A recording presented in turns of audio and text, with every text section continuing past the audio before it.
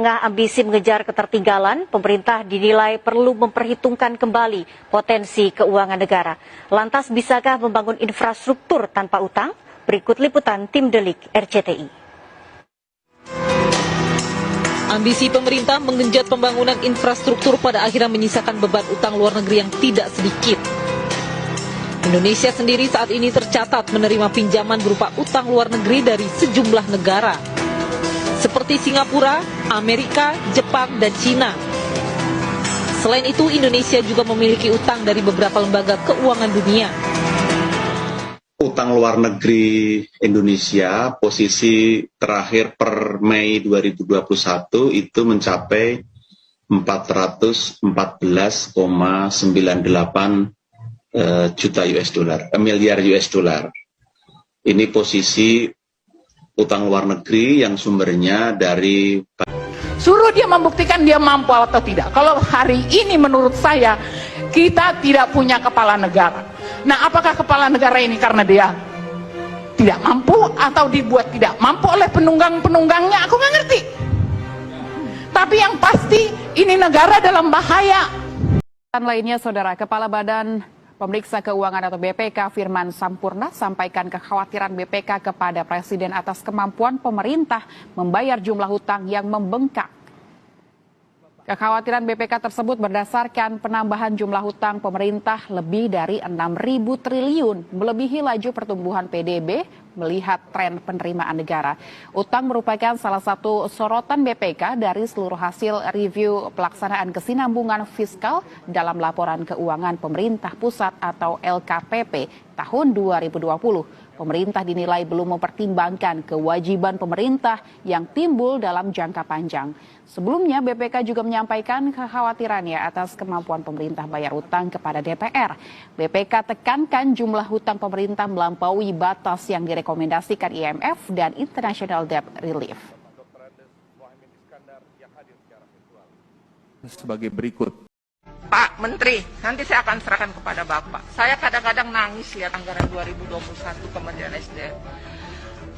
287 miliar hanya untuk bikin kebijakan, bikin rekomendasi, bikin studi. Itu nggak ada gunanya, Pak, untuk rakyat. Karena saya pernah minta di ruangan ini, mana hasil studi yang tahun-tahun sebelumnya. Saya kan di Komisi 7 dulu, saya bandingkan, saya bongkar kemarin file, saya jajarin semua. Itu redahan dan berulang-ulang.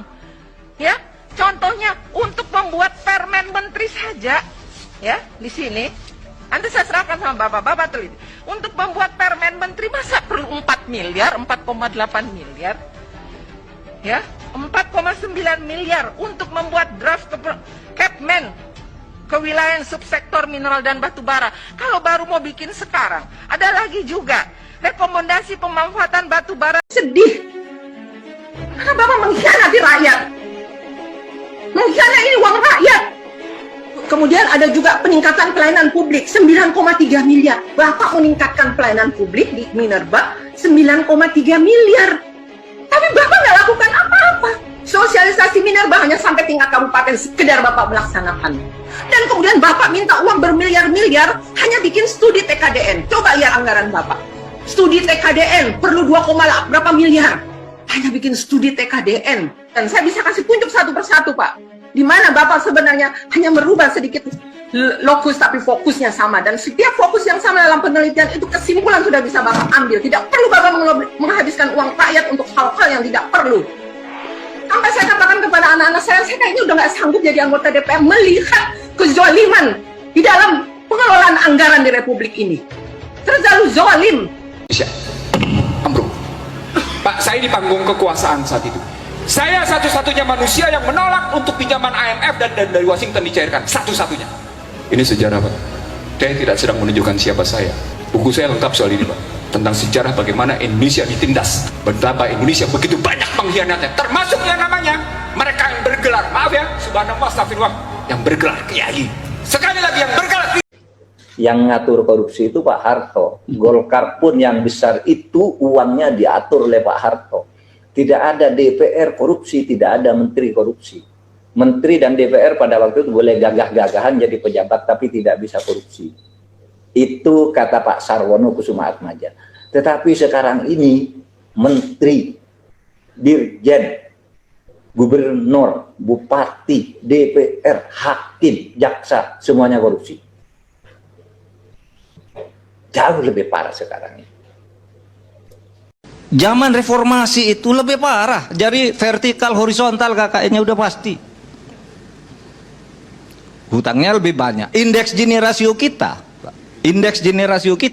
Zaman Pak Harto itu kesenjangan kita 0,200. Masih agak imbang, masih agak merata pendapatan itu. Sekarang ini per hari ini 0,435 sudah sangat di lampu merah itu. Iya. Artinya begini, kalau kita dulu menjatuhkan Pak Harto oleh karena dia KKN, apa kita tidak merasa berdosa sekarang ini kepada Pak Harto? Sekarang KKN-nya lebih banyak. China has lent billions to governments around the world. A lot of these loans were given in secret. We're calling them China's hidden loans. And they're burning a hole in the pockets of the borrowers. If China's economy collapses, these countries will all suffer. And that's just part of the problem. Hidden debt hurts all of these countries. Let me give you the example of Indonesia here. Indonesia wanted to build a railway line. So it borrowed money from China. It was a very bad idea. Indonesia is learning the hard way. It took $4.5 billion from China for this railway line. The project was launched in 2015. 6 years later, the cost of the project has shot up to well over $8 billion. From 4.5 to 8 billion, almost double of what was initially agreed. Now, what do?